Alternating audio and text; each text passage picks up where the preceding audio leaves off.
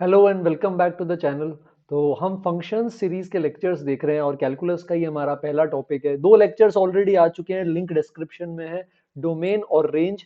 तो इन कंसेप्ट को अच्छे से समझकर और अब हम नेक्स्ट टॉपिक पर आ गए हैं, जिसमें हम टाइप्स ऑफ फंक्शंस देखने वाले हैं। तो पहला क्लासिफिकेशन जो हम आज के लेक्चर में देखेंगे, ये आइडेंटिकल फंक्शंस, इक्वल फंक्शंस पहचानने के लिए हम ये देखेंगे कि अगर आपके पास दो फंक्शंस गिवन है, मान लो एफ एक्स और जी एक्स, है ना, तो हमें ये पता लगाना है कि यार क्या ये इक्वल है। इक्वल का मतलब आइडेंटिकल, दोनों सेम है। क्या ये इक्वल है, आइडेंटिकल है, या फिर ये नॉन आइडेंटिकल है ना, या नॉन इक्वल, अनइक्वल फंक्शंस है। बात समझ में आ रही है? तो सिंपल सी बात है, दो ही पॉइंट्स के अंदर अपन इस पूरी चीज को समराइज कर सकते हैं। तो ध्यान से समझना बेटा, बहुत इंपॉर्टेंट है। अगर दो फंक्शंस एफ एक्स और जी एक्स इक्वल है, इसका मतलब है कि हर एक इनपुट पर दोनों का सेम आउटपुट आएगा। मतलब एफ वन और जी वन भी बराबर हो, एफ हाफ जी हाफ भी बराबर हो, F of root two G of root two भी बराबर हो। तो जो इनपुट डालोगे उस पे आउटपुट सेम आना चाहिए। अगर ऐसा है तो सिंपली क्या बोल देंगे, इक्वल फंक्शन। अब इसी को मैथमेटिकली क्या लिख सकते हैं कि क्योंकि दोनों के अंदर अपन यहाँ पर x की जगह इनपुट डालेंगे, तो दोनों में इनपुट सेम डालना चाहिए ना। ऐसा तो नहीं होना चाहिए कि x में तो 1 रख पा रहे हैं, 1 x के एफ एक्स के डोमेन में है, लेकिन g में 1 नहीं रख पा रहे क्योंकि वो उसके डोमेन में नहीं है। तो ये चीज गड़बड़ हो जाएगी। तो पहली चीज जो हमें ये समझनी पड़ेगी कि सबसे पहली चीज जो हमें ध्यान रखनी है वो ये है कि domain of F should be equal to domain of G. दोनों फंक्शंस का डोमेन सबसे पहले बराबर होना चाहिए, सेम इंटरवल होना चाहिए। क्योंकि अगर डोमेन सेम नहीं है, जी में मान लो 1 है, एफ में 1 है ही नहीं, डोमेन में एफ में 2 है, जी में 2 है ही नहीं, तो फिर एफ एक्स बराबर जी एक्स कैसे बोल सकते हो? बात समझ में आ रही है? और सेकंड चीज जो हमें यहां से दिख ही रही है कि डोमेन की जितनी भी वैल्यूज है, for all X belonging to domain, जितने भी नंबर्स डोमेन के अंदर होंगे उन सब पर एक एक पॉइंट पर एफ एक्स बराबर क्या आना चाहिए, जी एक्स। क्या मेरी बात समझ में आ रही है? तो आपको यूनिवर्सली ये प्रूव करना पड़ेगा। यूनिवर्सली मतलब डोमेन के हर एक पॉइंट के लिए ये बात वैलिड होनी ही चाहिए कि उस पॉइंट पर एफ की वैल्यू एफ एक्स और जी की वैल्यू जी एक्स दोनों क्या आनी चाहिए, बराबर आनी चाहिए। अगर आपको एक भी पॉइंट ऐसा मिल गया, ध्यान से सुनना, अगर आपको एक भी पॉइंट ऐसा मिल गया जो एफ के डोमेन में है, जी में नहीं, या जी के डोमेन में है, एफ नहीं, तो इक्वल नहीं होगा। अगर आपको एक भी ऐसा पॉइंट मिल गया जहां एफ एक्स और जी एक्स इक्वल नहीं है, तो इसका मतलब दोनों के दोनों फंक्शंस हमारे पास यहां पर इक्वल नहीं होंगे। क्या बात समझ में आ रही है? तो सबसे पहली चीज ध्यान ये रखनी है हमें, है ना। डिस्प्रूव करना आसान है, क्योंकि डिस्प्रूव करने के लिए तो आपको क्या करना है, सिर्फ एक ऐसा पॉइंट लेना है जो या तो दोनों के डोमेन में नहीं है, एक जगह है एक जगह नहीं है, या दोनों पे वैल्यू बराबर नहीं आ रही। हाँ, प्रूव करने के लिए हर केस में ये बात ट्रू होनी चाहिए। तो कुछ एग्जांपल से समझते हैं, फिर अच्छे प्यारे से क्वेश्चंस पर आएंगे जो आपको खुद से ट्राई करने पड़ेंगे। तो जैसे मान लो ऐसे दो फंक्शंस लेते हैं, F X equal to sine square X plus cos square X. ठीक है, तो कुछ एग्जांपल्स देख रहे हैं अपन यहाँ पे। अब दूसरा फंक्शन ले लेते हैं अपन, जी एक्स इक्वल टू 1। क्या बात समझ में आ रही है? तो अब क्या ये इक्वल है या नहीं, तो पॉज करके ट्राई करो, हम डिस्क्रिप्शन में देखते हैं कि इसको कैसे है। तो मैं सॉल्यूशन पर आ रहा हूं, आप डायरेक्टली इसको सॉल्व करो। तो यहां देखो, डोमेन की अगर आप बात करोगे तो जीएक्स में कुछ भी रख सकते हो, ये तो कांस्टेंट फंक्शन है, तो ऑल रियल नंबर्स रख सकते हैं। एफ एक्स के अंदर क्या होने वाला है, साइन एक्स में आप ऑल रियल रख सकते हो। कॉस एक्स में आपने 11th में ट्रिग्नोमेट्री पढ़ी है तो वहां भी पता होगा, वहां भी सारे रियल नंबर रख सकते हैं। तो दोनों का कॉमन भी ऑल रियल नंबर है, तो डोमेन दोनों का सेम है, नो टेंशन एट ऑल। और आइडेंटिटी पढ़ी होगी आपने बचपन में कि यार sign square X plus cos square x क्या हो जाता है, 1। तो दोनों की वैल्यू एक्स के हर एक इनपुट पे हमेशा क्या आएगी, 1। तो ये दोनों फंक्शंस अपने पास कैसे हो जाएंगे बेटा, इक्वल फंक्शंस हो जाएंगे। क्या बात समझ पा रहे हो, है ना। एक और एग्जांपल मान लो इसका ऐसा हो, F X equal to sec square x minus tan square X, एक ये ले लेते हैं, और जी एक्स बराबर ले लेते हैं अपन cosec square x minus cot square x. Pause करके अभी हाथों हाथ ट्राई करेंगे, है ना, मैं डायरेक्टली सॉल्यूशन पर आ रहा हूं। तो इसके अंदर अपन को ट्राई करना है कि देखना है कि क्या ये इक्वल है या नहीं है। तो अगर आप वैल्यू वाइज देखोगे कि यार एक्स कुछ इनपुट कर रहे हैं, वैल्यू क्या आएगी, तो आपको पता है sec square x minus tan square x हमेशा किसके बराबर आएगा, 1।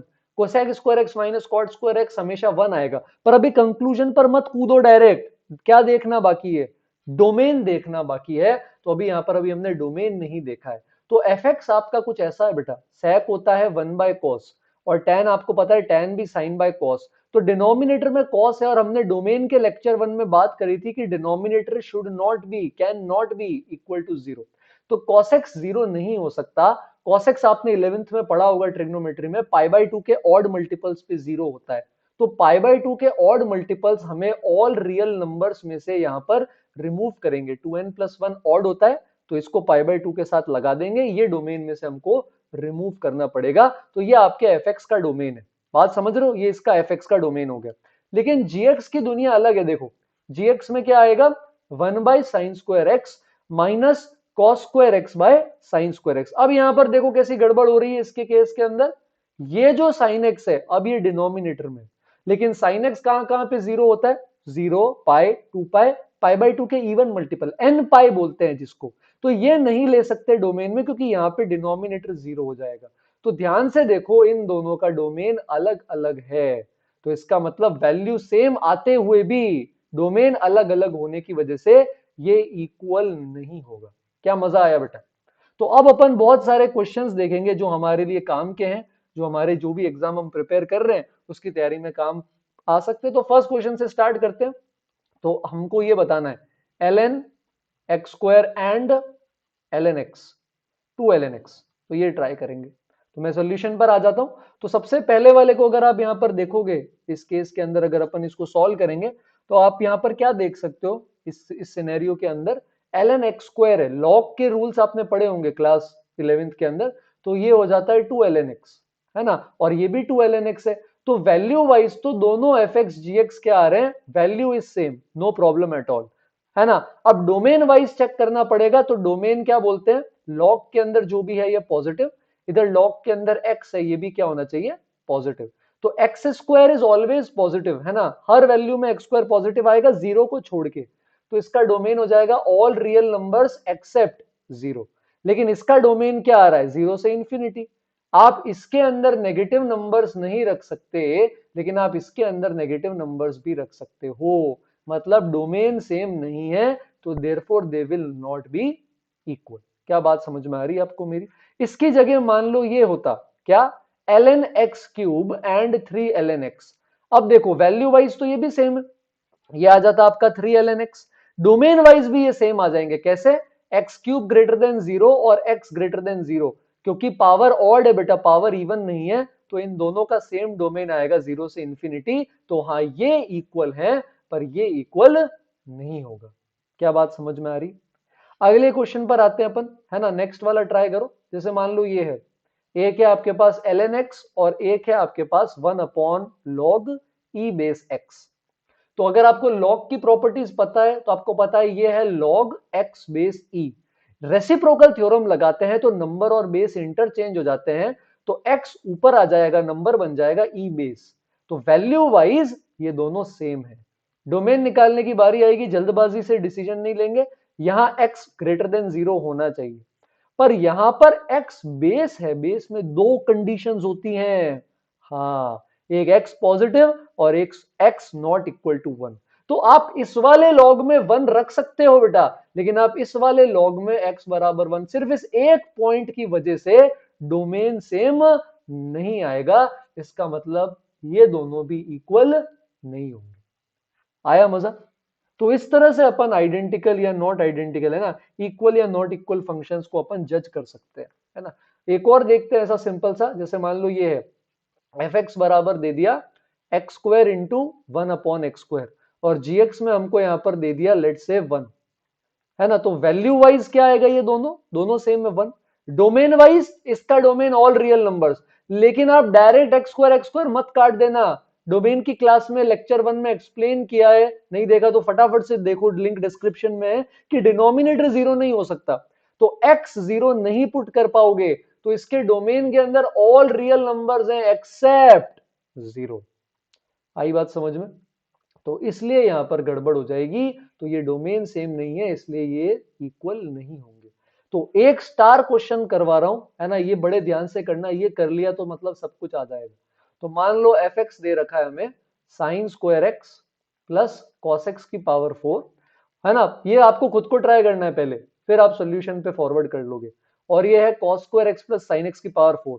One of the best question है बेटा, ऐसा नहीं मिलेगा आपको। तो इसमें आपको चेक करना है कि ये इक्वल या आइडेंटिकल है या नहीं। तो सॉल्यूशन पे आ जाते हैं। सबसे पहले डोमेन देखो, अभी 1 मिनट पहले बात करिए, साइन और कॉस का डोमेन ऑल रियल नंबर्स है, कॉस और साइन का डोमेन भी क्या आ जाएगा, ऑल रियल नंबर्स आ जाएगा। तो डोमेन वाइज तो कोई दिक्कत नहीं है, वैल्यू वाइज यहाँ डायरेक्टली दिखता नहीं है, देखने पे तो लगता है सर ये कहाँ सेम है यार, आप ऐसा क्या कर रहे हो, एक में साइन की पावर एक में कॉस की पावर और वो भी अलग अलग। पर ध्यान दो, अगर आपको कंपेयर करना है कि ये सेम वैल्यू दे रहे हैं या नहीं दे रहे, तो आप या तो दोनों को साइन में कन्वर्ट करोगे या फिर आप दोनों को कॉस में कन्वर्ट करोगे। हवा में फंक्शंस में कोई भी चीज सॉल्व हमें नहीं करनी। क्या बात साफ साफ समझ में आई आपको? हवा में कोई भी चीज अपन सॉल्व नहीं करेंगे। तो अब अगर इसमें अपन एफ एक्स ले, मान लो आपको साइन पसंद है, तो आप सबको साइन में कन्वर्ट कर दो, तो ये तो साइन स्क्वायर एक्स ही रहेगा। कॉस एक्स की पावर 4 को आप लिख सकते हो कॉस स्क्वायर एक्स का स्क्वायर। और कॉस स्क्वायर एक्स तो बेटा अपन नर्सरी से पढ़ते आ रहे हैं, क्या होता है cos square x? 1 minus sign square x का होल स्क्वायर। अब इसका होल स्क्वायर खोलोगे तो आएगा साइन एक्स की पावर 4 माइनस का 2 साइन स्क्वायर एक्स आएगा, लेकिन एक प्लस का साइन स्क्वायर एक्स है तो ये माइनस साइन स्क्वायर एक्स बन जाएगा, और साथ में एक 1 का स्क्वायर 1 आएगा। तो ये तो एफ एक्स हुआ।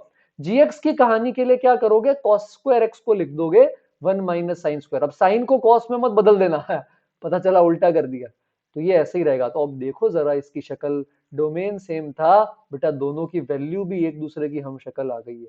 तो ये देखने पे नहीं लग रहा इक्वल, पर हमें पता है कि ये क्या है, हमारा इक्वल फंक्शन है। क्या बात समझ में आई?